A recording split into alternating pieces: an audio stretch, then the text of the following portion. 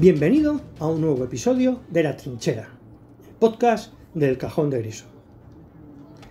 Los nazis realmente no inventaron nada. Su ideología partía de elementos comunes a una parte importante del siglo XIX europeo, y a partir de esos elementos había llevado esa ideología al extremo. El colonialismo, la eugenesia, el racismo y el darwinismo social no son un invento nazi. Ya existían y se desarrollaron por todo Occidente. Los nazis se limitaron a tomar esos elementos y radicalizarlos. Existe la imagen de que los nazis eran brutales y estúpidos, pero los que organizaron el régimen eran gentes que tenían un elevado nivel cultural y técnico y eran muy ilustrados. De hecho, había jefes nazis que publicaban brillantes artículos científicos, gentes que pertenecían a círculos intelectuales muy refinados. Realmente no eran muy diferentes a los académicos británicos o franceses. Eran racistas, colonialistas, imperialistas o ultraconservadores, como tanta otra gente en otros países. Sus ideas eran parte de la sociedad europea occidental. Para entender el Holocausto hay que conocer la ideología del colonialismo y el racismo, al igual que las prácticas de represión colonial y el menosprecio a los individuos colonizados, ya que ambos conceptos van comúnmente ligados. Aunque, todo es mucho más complejo de lo que parece. El Holocausto se encuentra dentro de la política colonial alemana del Lebensraum, o espacio vital, principalmente en el este de Europa, un proyecto que contemplaba esclavizar a los eslavos y eliminar a los judíos. Pero no vamos a hablar del Holocausto, que daría evidentemente para muchos episodios. El tema que nos ocupa es básicamente la idea del colonialismo, del Lebensraum que tenían los nazis. En definitiva, para los nazis, este expansionismo era lógico y normal.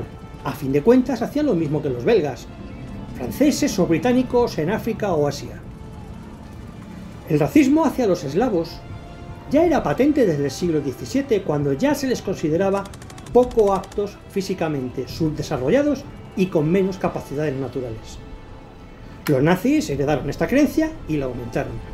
Afirmaban, al fin y al cabo, que debían ser devueltos a su estado natural, que no era otro que el de esclavos al servicio de una raza superior destinada a ordenar el mundo. De hecho, Himmler los llamó negros blancos, en comparación con los africanos de las colonias belgas, francesas o británicas. Ahora bien, hay una diferencia radical entre la ocupación de los Países Bajos o Francia en el oeste y la de las naciones del este. En el caso de Polonia se consideraba un territorio sin una autoridad válida, pertenecía al Reich por derecho.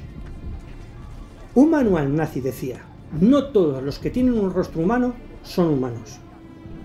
Y según ese principio, los polacos no se consideraban humanos. Así que desde el comienzo de la invasión del 1 de septiembre de 1939 se desató una violencia extrema sobre ellos. Una política también aplicada por los soviéticos cuando invadieron el país 15 días después.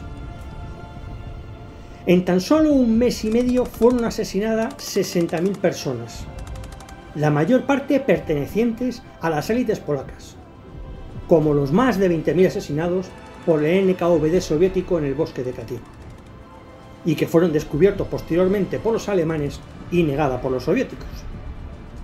La idea era destruir a la élite política polaca para eliminar todo poder político e intelectual. De este modo sería mucho más fácil esclavizar al pueblo polaco. Por otro lado, hubo muchos nazis que sentían admiración por la cultura y el refinamiento francés. La represión policial en la Francia ocupada fue brutal, pero ni se le acercaba a lo ocurrido en Polonia. Cuando aumentó la violencia en Francia, fue cuando llegaron las tropas que venían del este, que ya estaban brutalizadas. Los nazis creían que los alemanes eran víctimas de la historia, desde la antigüedad, al haberse impuesto la creencia de que los germanos eran incivilizados y bárbaros, en contraposición de los civilizados romanos. Por ello, adoptaron la historia germana, inspirándose en héroes de origen nórdico. Se sentían atacados por los judíos desde hace ya más de 6.000 años. Tanto es así que se consideraba a Alemania como la auténtica víctima del Tratado de Versalles, en el que se les culpaba de todo y en el que se les obligó a tremendas reparaciones de guerra y pérdidas territoriales. Y todo instigado por los judíos. Los nazis también reinterpretaron la historia de Europa en clave racial. Para ello, la historia universal estaba guiada por claros principios.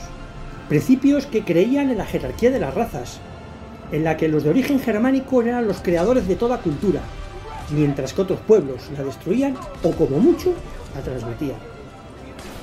También estaba otro elemento importante, que era el complot de los judíos, que se refugia en una conspiración secreta de la que formarían parte. Además, la masonería y el marxismo-comunismo, creado, según los alemanes, por los judíos y que pretendían dominar el mundo. Aunque en cierto modo se toleraba al cristianismo, también era considerado un invento judío, como el bolchevismo. Eran ideologías similares al afirmar que todos los hombres eran, en dignidad, iguales entre sí, lo que chocaba frontalmente con la idea supremacista nazi. En el ideario nazi, el Imperio Romano cayó desde las catacumbas por culpa del cristianismo, del mismo modo que el bolchevismo quería hacer con el Reich alemán. Para los nazis, al fin y al cabo, la diferencia estaba en que ellos tenían claramente identificado al enemigo y podían derrotarlo sin luchar.